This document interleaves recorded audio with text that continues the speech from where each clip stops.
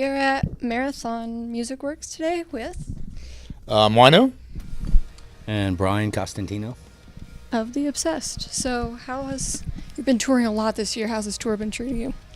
This tour all the tours have been pretty fun. This tour we're playing to a lot bigger crowds because we're supporting Clutch and Devin Townsend project.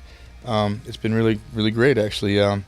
Starting to see a lot of people that are here to see us and making a lot of new fans. So we're happy. Have you had any bad tour nightmares so far?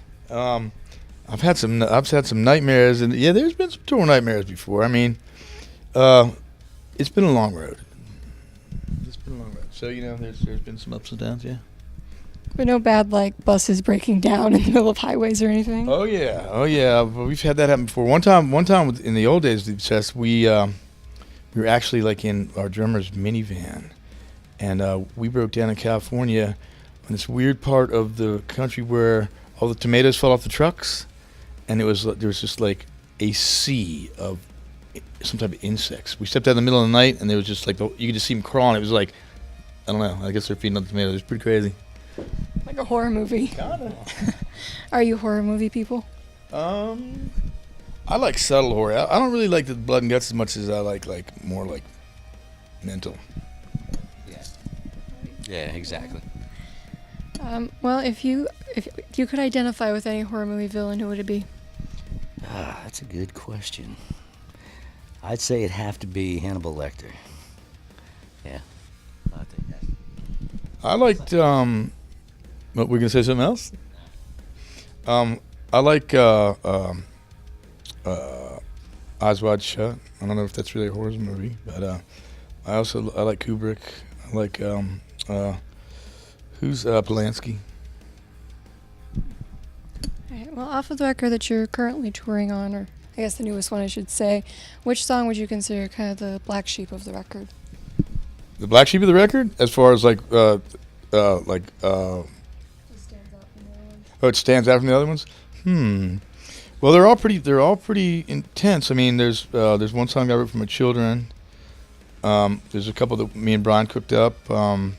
There's a couple of really old ones, but I think Sacred is probably the title track. I think is probably I think the most what's the word I'm looking for? The most expressive, unique, expressive, yeah.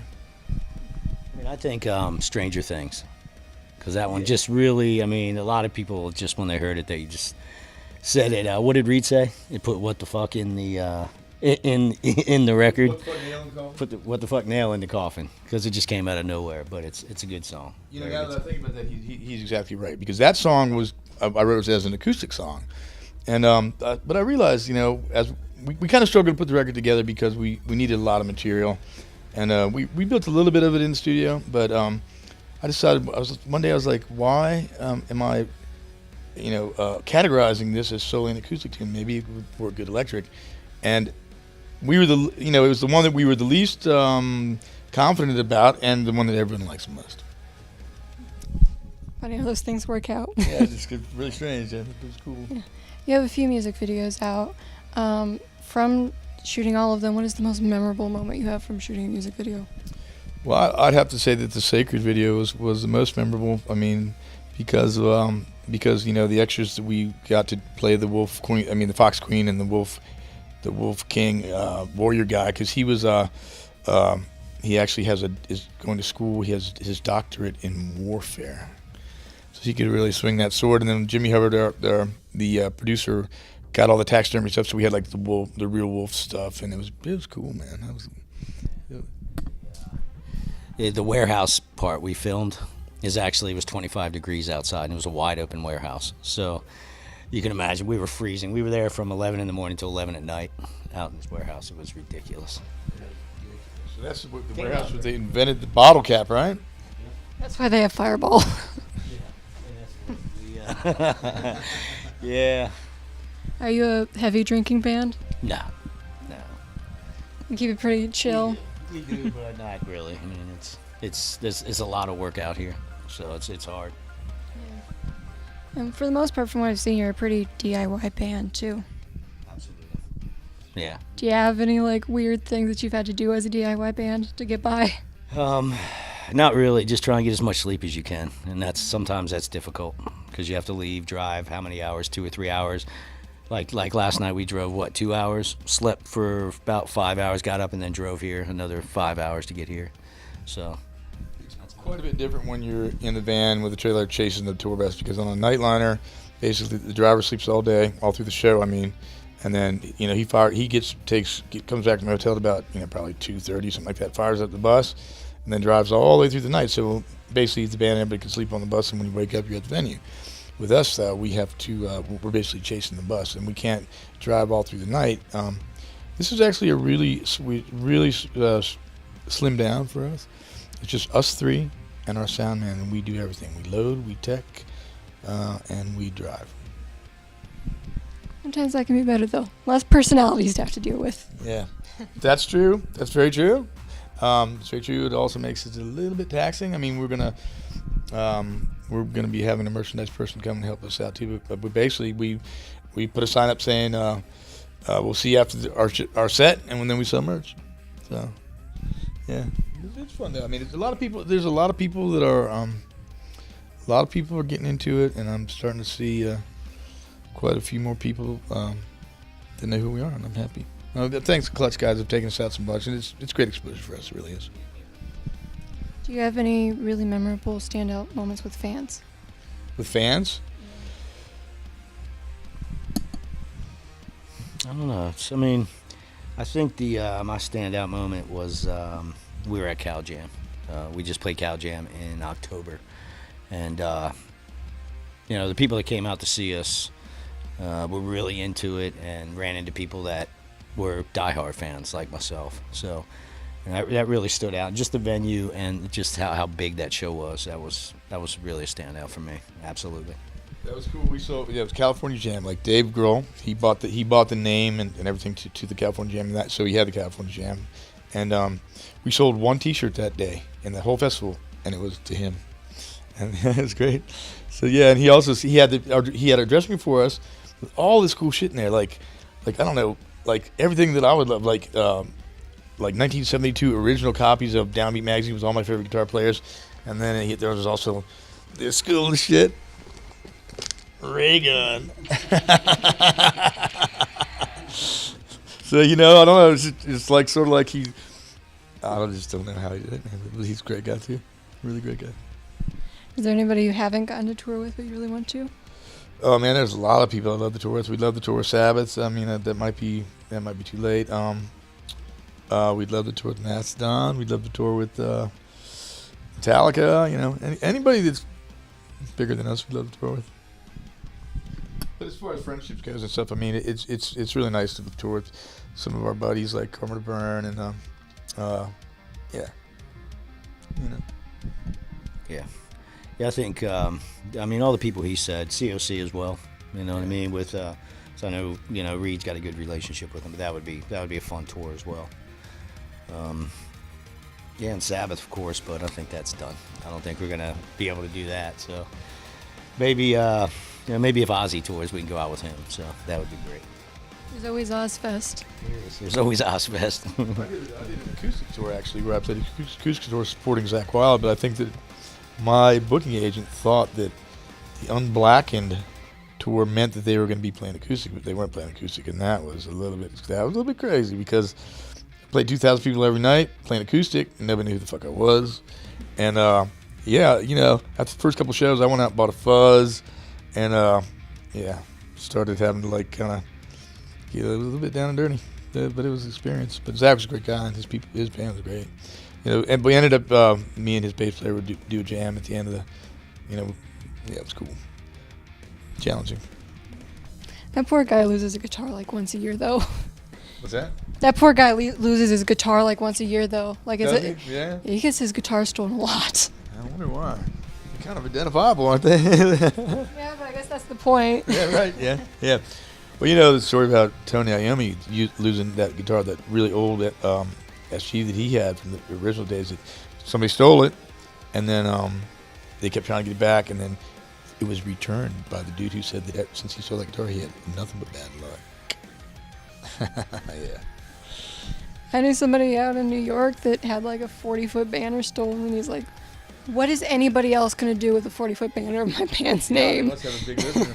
I will tell you a couple of interesting stories though. Okay, I've become a little bit more sensitive to spirits because when we were playing in Milwaukee a couple years ago, a little club in Milwaukee, I played there in 20 years. Okay, and we went there and they had opened it up completely. Like they knocked down a wall and they changed it around. It was just the three of us on the stage doing sound check, and we to the front of the house guy was also doing monitor, so we were just talking to him. And I was just standing there, and something actually physically touched my shoulders. You know, it was not my imagination, and I was completely straight. So I said to the guy, to the mic, I said, "Man, are there spirits in here?" And he goes, "As a matter of fact, right where you're standing is where the owner's son died choking on a piece of steak." And I said, "Well, he just said hello." He said, "Oh, he does that. He's pretty cool." All right, so then just 2 years fast forward, we went there just recently.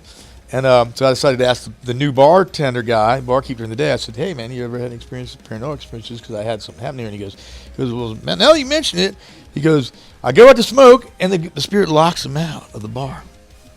And then he said, and occasionally he'll just turn on they have a disposal for the rinds of all the fruit for the drinks. You know, I guess they mash them up, make it easier to dispose of, whatever. He said he'll be sitting there all of a sudden, I think he'll flip on, you know. And, you know, I guess it makes people jump out of their skin. He told me another story, too, that was pretty incredible about the same place. So I'm always really interested in these really old venues, like these old ballrooms. We were in Portland with this band. It was a beautiful place, but it was 75 stairs to load up, okay, no elevator. So we get up there, and it's just this old ballroom. So I started to talk to the guy about, "Hey, man, are there any spirits in here?" Because I could feel something when we were down in the dressing room. And down in the dressing room, there was like a very strange, kind of creepy vibe. And he goes, "Oh, yeah, there's like 5 different spirits here." And he was telling us about them. And the most interesting one was it's this huge ballroom that used to be a Masonic Lodge at one point, too. And then there was another venue up top. It was a really beautiful small wooden room because I was asked about maybe playing acoustic there. And that's where Cybele is. And Cybele is the spirit of an adolescent lady or a girl that materialized to the owner one time. Like he was doing something up there, and all of a sudden he turns around, and he sees this girl in this white dress, you know, or gown, and he said, "What are you doing up here? You can't be up here." What are you? She goes, "But I'm Cybele," and laughed. And then he heard a noise on the other side, and when he looked, she was gone. But if she don't like you, she pushed you down the stairs. So, yeah. Pretty interesting stuff. So, you know, I mean, getting a chance to play some really cool venues, that really, you know. Yeah, and Wisconsin, I think, is like the home for haunted venues. Man, I read that one book called Wisconsin. It's all about this one father and son that had this weird little newspaper thing, and all they would do would be articles on. It's called Wisconsin Death Trip. Yeah, I know what you mean. It's heavy. I'm originally from Wisconsin. Yeah. Yeah. Beautiful. Yeah, it is, but, you know, growing up, you see things like bricks up on the shore, and you don't realize that's, until you're older, that was sunken ships and things like that. Well, it's so what creepy. Makes it so haunted or whatever? I think a lot of it is superior. Like water just carries spirits. Oh, yeah. In the Wisconsin Death Trip, they talk about this one flood that completely wiped out a whole city. I remember that now. Yeah, there's Superior and there's Green Bay, and I've never gone to Green Bay, but I heard there's like ghost ships in there. Wow. And shit like that. I wouldn't be surprised. I would not be surprised at all. I mean, you know, you get locked into this world, something violent happens to you real fast. I mean, I think that you get locked in, and it's unfortunate. Well, we're talking about death. Do you know what you want your funeral song to be? My funeral, well, I've always said that The Way She Fly was my epitaph, and that is a song that's on the first Obsessed record, which was just actually re-released by Relapse. Part of our deal was we released Sacred, which is the first full length we've done in 20 years, I think. And then as part of the deal also was they re-released the very first Obsessed record, which we call either the Purple Record or self-titled. And way back when I wrote the song The Way She Fly, I always just used to refer to that as my epitaph, although probably a little bit long to be carved into stone. I definitely want to be buried in the ground. I don't want to be cremated. I want to be, I want to go back to the earth. That it's Endless Circles, has to be, because that's just the greatest song ever written. You know that for a fact. It's actually an Obsessed song, but it's been my favorite song since as long as I can remember, probably since 1983. When did you write that? 82, 83? Something like that. It's a great song, but that's what I want on there. Endless Circles. That's all. Yeah. And I love playing that song too. It's one of my favorites. But we won't play it tonight because we have a 30-minute set. But when we do our headlining shows, we play it. Yeah, it's just a dreamy song, man. It's about life, and the bottom line is, the struggle. We continue the struggle. All right, well, I think we'll wrap it there. Do you have any last words of wisdom or statements you'd like to leave with your fans? I want to thank everyone who believes in this music and who's come out and supported us all over the years. And I'm really seeing a lot more folks coming out. And if anybody wants anything signed or anything like that, bring your records and all that stuff. We'd be glad to do it. It's just really nice to be able to play for these people. Absolutely. Appreciate all the people that are coming out. Seeing a lot of people come out with this clutch and Devin Townsend. It's very, very pleasing that they're coming out. I mean, obviously, the crowd's here for Clutch, but we're getting a lot of people coming out, and I think we're getting a lot of new fans that really didn't know who The Obsessed was. So that's good. So really happy about that. Thank you. We also made some new friends with the Devin Townsend project, and they're really good guys and great players. So it's just a cool tour. It's always a blessing when you're on a tour with good people. Yeah, man. And it's nice to meet you too. Thank you. Yeah, hey. thank you very much. I'm so sick and tired of all